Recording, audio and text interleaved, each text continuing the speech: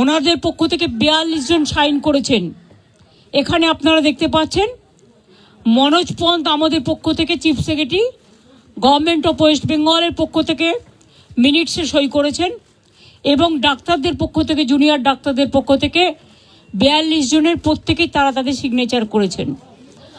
আমি আমাদের যে হোয়াটসঅ্যাপ গ্রুপ আছে নবান্নের, আমার সাথে আমার চিফ সেক্রেটারি মনোজ পন্ত, আমার সাথে আমার হোম সেক্রেটারি নন্দিনী, আমার সাথে ডিজি পুলিশ বেঙ্গল রাজীব কুমার, আমার সাথে চন্দ্রিমা আমার এমওএস হেলথ, এবং অবনীশ যে আমাদের আন্ডার সেক্রেটারি সে ছিল।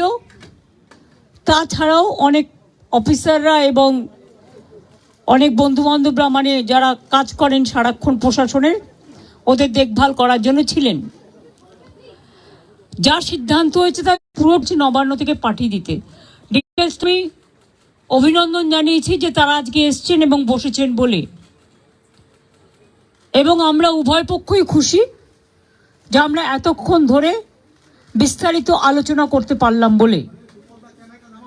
তারাও অনেক ইস্যু রেজ করেছেন, আমরাও আমাদের যা কমেন্টস আমরাও যতটা পেরেছি, ওদের বক্তব্যটা ওরা রাখতে চেয়েছিল আমরা সেটা রাখতে দিয়েছি, এবং আমরা আমাদের বক্তব্য যেটা বড়দের সবসময় সৌজন্যটা একটু বেশি করতে হয়, তাই আমাদের বক্তব্য আমরা চেষ্টা করেছি ওদের গুরুত্ব দিয়েই করবার। আপনারা জানেন সিবিআই যে কেসটা তদন্ত করছেন, অভয়া পরিবারকে, অভয়ার উদ্দেশ্যে শ্রদ্ধা জ্ঞাপন করে মিটিংটা আমি শুরু করেছি পরিবারকে সমবেদনা জানিয়ে। এবং ওদের যে 5টা ডিমান্ড ছিল তার মধ্যে ফার্স্ট ডিমান্ড তো ইনভেস্টিগেশন সিবিআই, ওটা তো অলরেডি সিবিআই করছে এবং সুপ্রিম কোর্ট মনিটরিং করছে, ওটা নিয়ে তো আমাদের হাতে নেই। প্লাস ওদের 4টে ডিমান্ড ছিল। 4টে ডিমান্ডের মধ্যে যেটা ছিল যে মেল ওরা আমাদের করেছে, একটা হচ্ছে 3টে নাম দিয়েছিল ফ্রম হেলথ ডিপার্টমেন্ট, একটা ডিএমই, একটা ডিএইচএস আর একটা হেলথের প্রিন্সিপাল সেক্রেটারি। আমরা ওদের বোঝালাম যে একসাথে যদি পুরো ঘরটা খালি করে দেওয়া যায় তাহলে অ্যাডমিনিস্ট্রেশনটা চলবে কি করে। সুতরাং আমরা ওদের কথা মতো ডিএমএ এবং ডিএইচএসকে সরাবার সিদ্ধান্ত নিয়েছি, এবং তাদের সম্মানজনকভাবে, এর থেকে উঁচু পোস্ট ওদের আর কিছু হয় না, তো যাই হোক যে একজন ডিএমই হতে পেরেছে বা ডিএইচএস হতে পেরেছে, এবং তারা যথেষ্ট জাস্ট হয়েছে, নতুন বেশি দিন হয়ওনি, কিন্তু যেহেতু ছাত্রছাত্রীরা বলছেন ওদের প্রতি আমাদের আস্থা নেই, তাই তাদের ব্যাপারটাকে গুরুত্ব দিয়েছি। বাট এটাও ঠিক, আমি কিন্তু ডিএমইকে বা ডিএইচএসকে আমরা কাউকে অসম্মান করিনি, কিন্তু ওদের বিরুদ্ধে যেহেতু চিকিৎসকদের ক্ষোভ আছে এবং তাই ওদের দাবি মেনে নিয়ে আমরা বলেছি এই দুজনকে সরানোর সিদ্ধান্ত আমরা নিয়েছি। 3 নম্বর হচ্ছে ওদের যেটা ডিমান্ড ছিল 4 নম্বর, 3টের মধ্যে 2টো করলাম। আর 4 নম্বর ডিমান্ড যেটা ছিল সিপি বিনীত গোয়েলকে সরিয়ে দেওয়ার জন্য। বিনীত গোয়েল ওদের কাছে নাকি আগেই স্বীকার করেছিল, যেটা ওরা মিটিংয়ে বললেন, যে আমি পদত্যাগ করতে চাই, কারণ আমার মনে হচ্ছে তোমরা যখন আমার প্রতি আস্থা রাখতে পারছো না, তোমাদেরও যেমন পরিবার পরিজন আছে আমারও আছে, এটা ওরা আমাকে মিটিংয়ে বলল। এবং বলার পরে আমরা কথা বলি নিজেদের মধ্যে, সিদ্ধান্ত নিয়েছি আগামীকাল 4টের পর আমরা কলকাতা পুলিশ এ বদল আনব এবং নতুন সিপিকে দায়িত্বভার বিনীত দেবেন যতক্ষণ পর্যন্ত কোর্ট কেসটা কাল কমপ্লিট না হচ্ছে। 4টের পর আমরা টাইম দিয়েছি। সেক্ষেত্রে নতুন সিপি এবং আরও কিছু পুলিশের রদবদল হবে, সেটা চিফ সেক্রেটারি কালকে নোটিফাইড করে দেবেন আফটার 4 o'clock। এবং বিনীত যেখানে কাজ করতে চেয়েছে সেখানেই তাকে দেওয়া হয়েছে। আমরা এটাও বলেছি, দেখো পুলিশ আমাদের ফোর্স এবং তারা সারাক্ষণ কাজ করেন, তাদের দিকটাও আমাদের দেখা উচিত। থেকেই যেহেতু ওই দিন সিপি পৌঁছাবার আগে নর্থের ডিসি পৌঁছেছিলেন আগে, এবং 14 তারিখে ঘটনাটা ঘটেছিল, এবং ওরা অভিযোগ করেছিল যার জন্য নর্থে ডিসিকেও সরিয়ে দেওয়ার সিদ্ধান্ত হয়েছে। ওখানে কাকে দায়িত্ব দেওয়া হবে সেটা কালকে ডিসাইড হবে। এছাড়াও সেফটি, সিকিউরিটি, হসপিটালের ডেভেলপমেন্ট, ইনফ্রাস্ট্রাকচার গুরুত্ব দিয়ে দেখা হবে।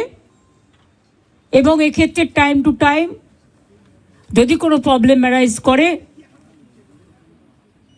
চিফ সেক্রেটারির আন্ডারে একটি কমিটি বানিয়ে দেওয়া হয়েছে, যেখানে চিফ সেক্রেটারি নিজে দায়িত্ব নিয়ে ওরা যদি কথা বলতে চায়, chief secretary, home secretary, DG CP থাকবেন, তারা তাদের বক্তব্য জানাতেই পারেন। এইসব নানা রকম কথাবার্তা চলার পর আমরা, যেহেতু ডিটেলসটা আপনারা মেলেই পেয়ে যাবেন, আমি এটা বলি মিটিংটা পজিটিভ হয়েছে বলে আমি মনে করি। ওরাও নিশ্চয়ই মনে করে, তারাই বা সাইন করবে কেন, আর আমাদের চিফ সেক্রেটারি বা সাইন করবে কেন? আমরা বরঞ্চ ওদের দাবি একটু বেশি মেনেছি, তার কারণ ওরা ছোট বলে। এবং আমি লাস্ট যেটা বলেছি যে তোমাদের কাছে আমার আবেদন থাকবে যে তোমরা, আমি জানি তোমরা বলবে আমরা ফিরে গিয়ে জিবিতে আলোচনা করব, সেটা হতেই পারে। তোমাদের মধ্যে অনেকগুলো গ্রুপ আছে, অনেকগুলো মেডিকেল কলেজ আছে, হসপিটাল আছে, ঠিক আছে, তোমরা ফিরে গিয়ে আলোচনা করো। কিন্তু যেটা এখানে মিনিটসে সাইন করেছি আমরা দুপক্ষ, এরপর তোমরা কাজে যোগদান করো মানুষের স্বার্থে। চারিদিকে বন্যা হচ্ছে, আমার কাছে খবর আছে হুগলিতে খানাকুলে 35 জন মানুষ ট্র্যাপড হয়ে আছে। তাদের আগে বেরোতে বলা হয়েছিল, তারা বেরোতে পারেনি, কিন্তু জল হঠাৎ করে ছেড়ে দিয়েছে ডিভিসি, পাঞ্চেত এবং তেনুঘাট। মিটিং শেষ হওয়ার পরেও আমি হেমন্ত সোরেনের সাথে 3 বার কথা বলেছি, তাকে আমি বারবার রিকোয়েস্ট করেছি, কিন্তু আমি জানি না তারা কি করবে, কারণ ইতিমধ্যে যা জল ছেড়েছেন তাতে বীরভূম, বর্ধমান, বাঁকুড়া, হাওড়া, হুগলি, নর্থ 24 পরগনা, সাউথ 24 পরগনা অনেকটাই এফেক্টেড হয়েছে। হাওড়া, আমি নিজে যে বাড়ি আদিগঙ্গার সামনে থাকি, আমি দেখতে গিয়েছিলাম কি অবস্থা জলের। আমি এতটা জল আসতে কোনোদিনও দেখিনি, কারণ আমাদের গোলাটা হচ্ছে সবচেয়ে উঁচু, আমাদের এই জায়গাটা। আমরা সিঁড়ি বানিয়ে দিয়েছিলাম, প্রায় 14-15টা সিঁড়ি ছিল, একদম পুরো ভরাট হতে আর 5টা সিঁড়ি মাত্র বাকি আছে। এরপর যদি আবার জল ওরা রাত্রে ছেড়ে দেয় বারণ করা সত্ত্বেও, তাহলে কিন্তু বন্যাকে আটকানো যাবে না। ওরা বলছে তাহলে আমাদের এখানে বন্যা হবে। আমরা তোমাদের এখানে বন্যা হবে বলে তুমি আর একটা রাজ্যকে তো ভাসাতে পারো না। আমাদের না জানিয়েই সকালে প্রায় 80-90 হাজার কিউসেক ওয়াটার ছেড়ে দিয়েছে, ফলে একেতে 3-4 দিন কন্টিনিউয়াস বৃষ্টি। এমনিতেই গঙ্গাগুলো, আমাদের নদীগুলো ওভারফ্লো, ড্যামগুলো ওভারফ্লো ছিল, তার মধ্যে এই জলে আস্তে আস্তে কাল সকালে বিকেলে পৌঁছবে। আমি সবাইকে বলবো সতর্কতা অবলম্বন করে দূরে দূরে রিলিফ সেন্টারে প্লিজ দয়া করে যান। এবং আপনাদের থ্রুতে বিডিও থেকে শুরু করে আইসি থেকে শুরু করে DM, SP, additional DM, additional SP, SDO যারাই আছেন সবাইকে বলবো যে ইমিডিয়েট দেখে নাও, কারণ কালকে কিন্তু অনেক জল ঢুকবে। এই জলের ওপর যদি আবার জল আসে, আমার এমনিতেই চিন্তা আছে 35 জনকে কি করে উদ্ধার করব আমরা।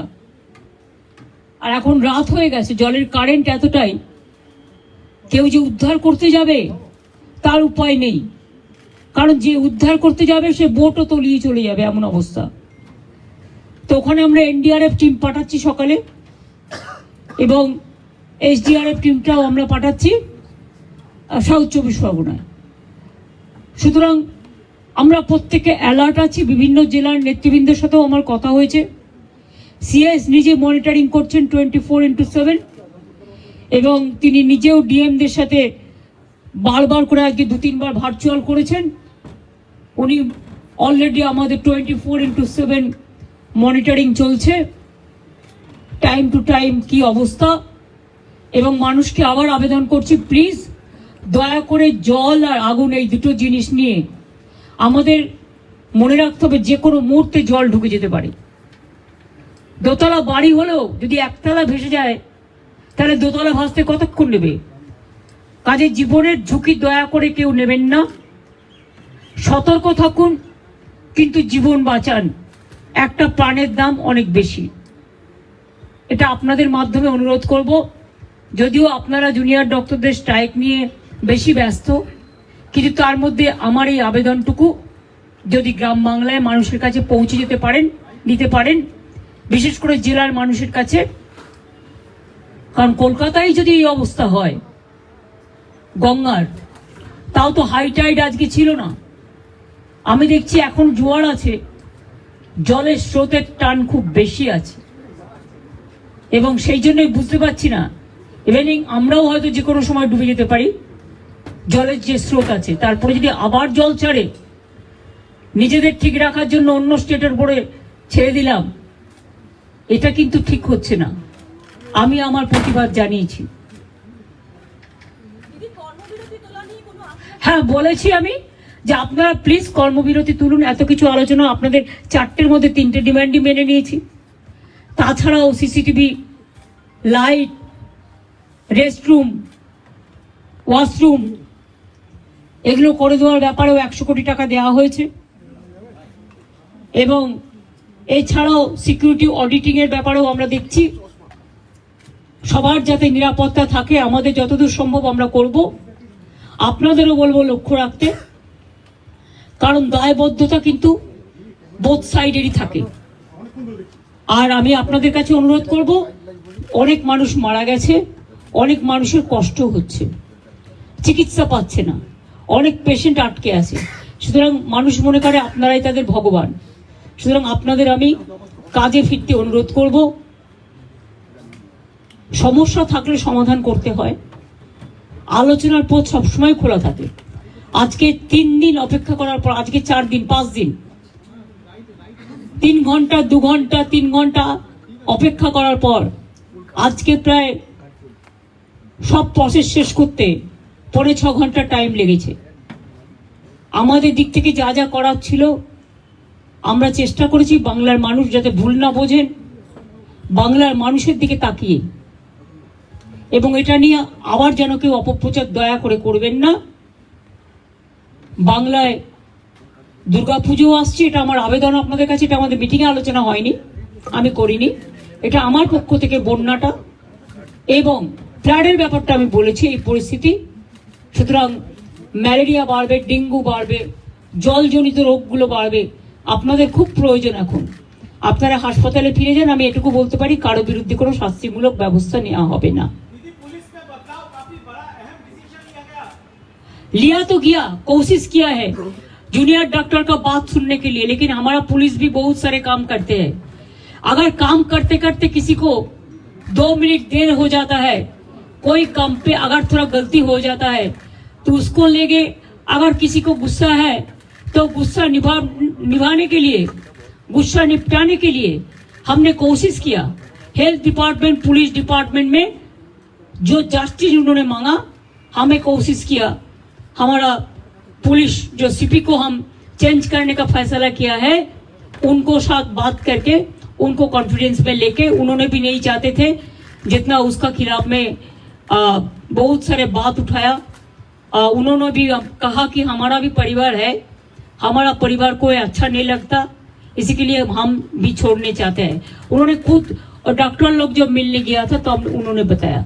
और हमारा हेल्थ डिपार्टमेंट का 3 की पोस्ट है, जैसे डीएमई डीएचएस ऐसा नहीं हो सकता है, इसको पैनल करके प्रोसेस करके तभी कर सकता है। तो अभी हम चीफ सेक्रेटरी को बोला है कि प्रिंसिपल सेक्रेटरी को लेके बात करके इसको अभी आप लोग देखभाल कीजिए, जब प्रोसेस हो जाएगा तब हम देखेंगे। ऐसा बात हुआ है। हेल्थ में भी उसको 3 ऑफिसर को ट्रांसफर का बात हटाने के बात किया, लेकिन हम 2 मांग लिया।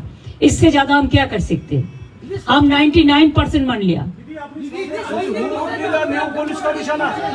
I am not saying anything which is when the matter is sub judice.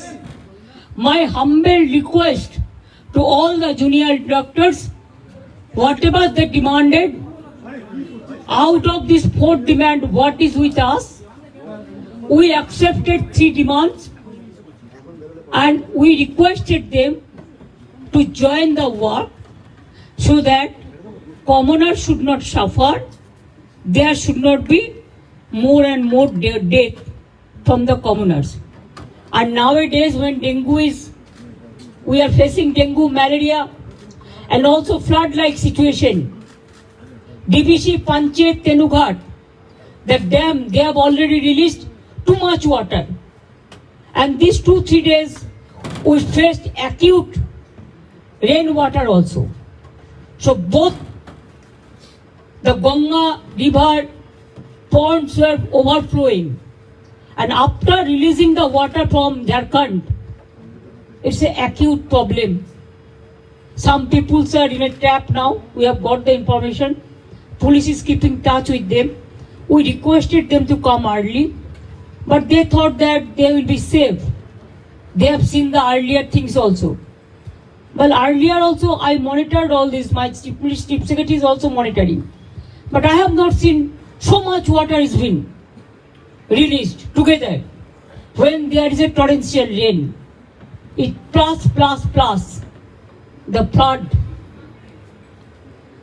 spread in throughout West Bengal. Now we have to monitor all the situation. Thank you very much for your cooperation. And I think we trust, we think tomorrow, you must know tomorrow 4 o'clock. After 4 o'clock, because the matter is on sub judice, let the court,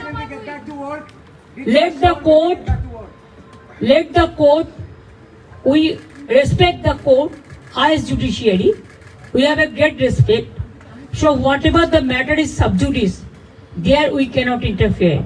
It is the court decision and it is Supreme Court monitoring case.